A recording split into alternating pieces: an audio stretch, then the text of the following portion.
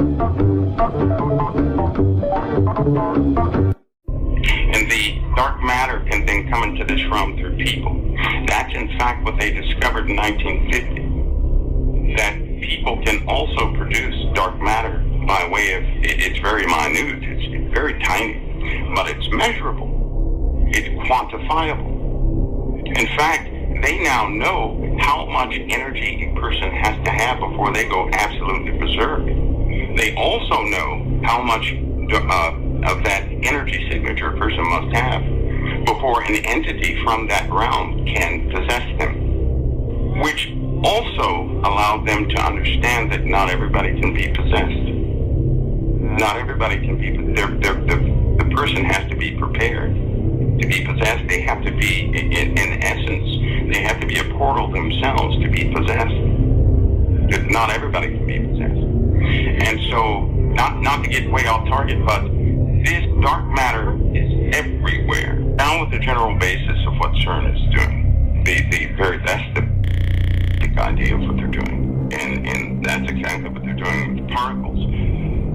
Here comes the other part that's not so good. This is why they have to do another set of it. Listen, it's not just one experiment they're about to perform. This thing is going to run 6 months continuously colliding protons near the speed of light to analyze particles, exotic particles that are made at the beginning of the Big Bang. That's why they call it the Big Bang machine. It's the only way to observe these particles, which wink in and out of existence in, a fraction of time.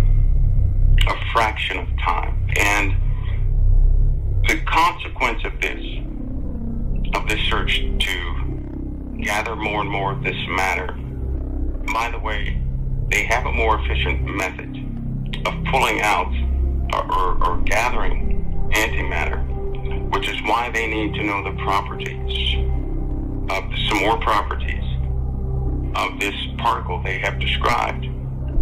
Once they have these properties, they will be able to extract as much antimatter as they desire efficiently. It's right now to obtain antimatter is very inefficient. It's very inefficient. In other words, to get a pound of it would take about 10,000 years at the current rate. It's just not going to work. Cern will allow them to do that probably within a week.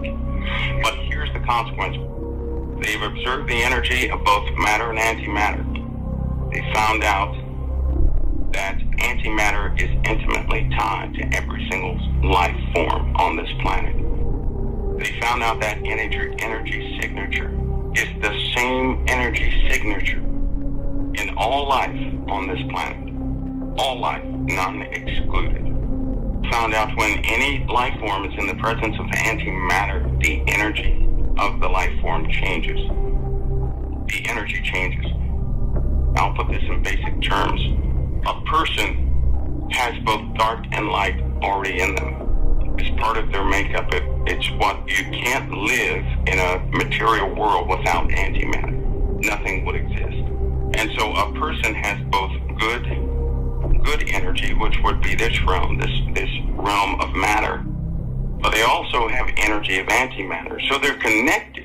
A person is connected to both realms at the same time on the energy level, and they don't even know it. They don't know it. And they have found, with all the experiments they have found out why paranormal activity exists. They know exactly what it is. They don't want to tell anybody. This is why they perpetuate foolishness on television. But every single person, every single life form is connected to that realm, that other realm, into this realm of reality all the time. Now, a person's thoughts, how a person feels, and doctors know about this too, how a person feels will determine which energy they draw from. You can draw from this realm, good realm, and you have positive results, and that's called faith. That's why doctors believe in it. That's why they give out placebos. They know that if a person believes something is helping them, they have it within themselves to repair. They can command their bodies to be repaired simply based on belief. And people think they work. And people have recovered from cancer People have recovered from back injuries. Quadriplegics have been repaired simply by their own faith. This other realm, because that energy is contained in another dimension, so to speak. That's the containment wall. But when a person draws that energy in, it is the opposite of this realm.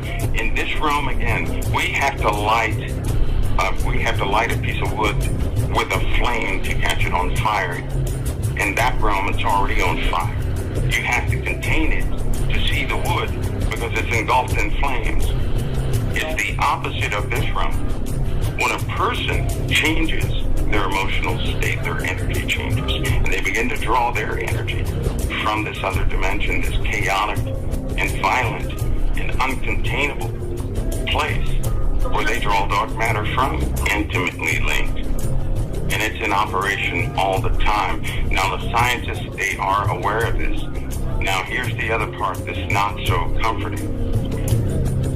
On the spring equinox, the forces change on the Earth, and they know this. They know that forces do change, which will, in fact, allow them to have better results. And believe me, it's timed perfectly. It is timed perfectly. With the basic introduction of what Cern is doing and what it is, and the dark matter and matter itself, now we get into the heart of the matter, of what's actually, there will be consequences. It's just that there have been consequences before. Nobody took notice, and the energy signature of dark matter, which, by the way, resides everywhere. But once you bring it into this realm, where we can actually see it and observe it, it attracts things from the other realm. Dark matter is tied to dark matter. Everything has a connection. Everything has a connection. That connection can never be broken by anything. If they bring dark matter into this realm, it's still connected to that realm where the dark matter came from. No matter how far away they put it anywhere, it's still connected. Because that realm is everywhere and it's still connected. Because it's connected, it effectively increases paranormal activity around where it's contained. And this is why they shift facilities of where they once kept dark matter in a college. I won't name it for the sake of the college, but the university. They had to move it to a deep underground facility because of what was happening to the people in the college.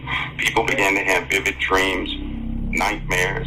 The violence began to erupt and vile things began to happen in those places. And it's because it's a chaotic piece of matter. It is just chaotic. And it's very difficult to contain something that is so powerfully chaotic. This is what an explosion is, by the way. When an atom bomb explodes, it releases chaos. Chaos in the form of chemicals, reactions, and everything is out of order.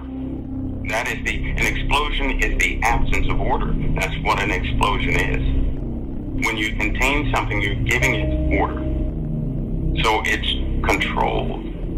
Here's the worst part. Understanding that dark matter is always connected to its source, which is that realm where the dark matter came from, the realm that's all around us.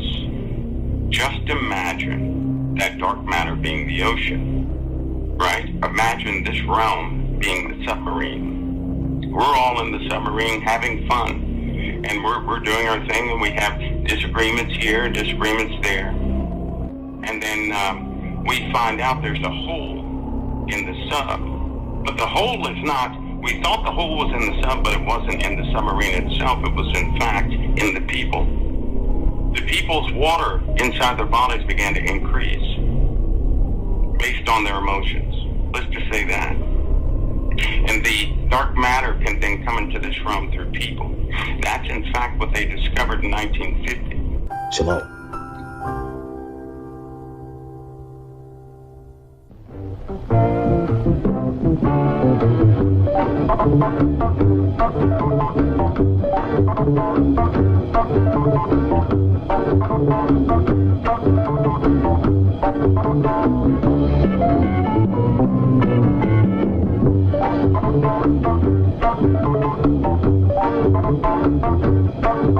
you.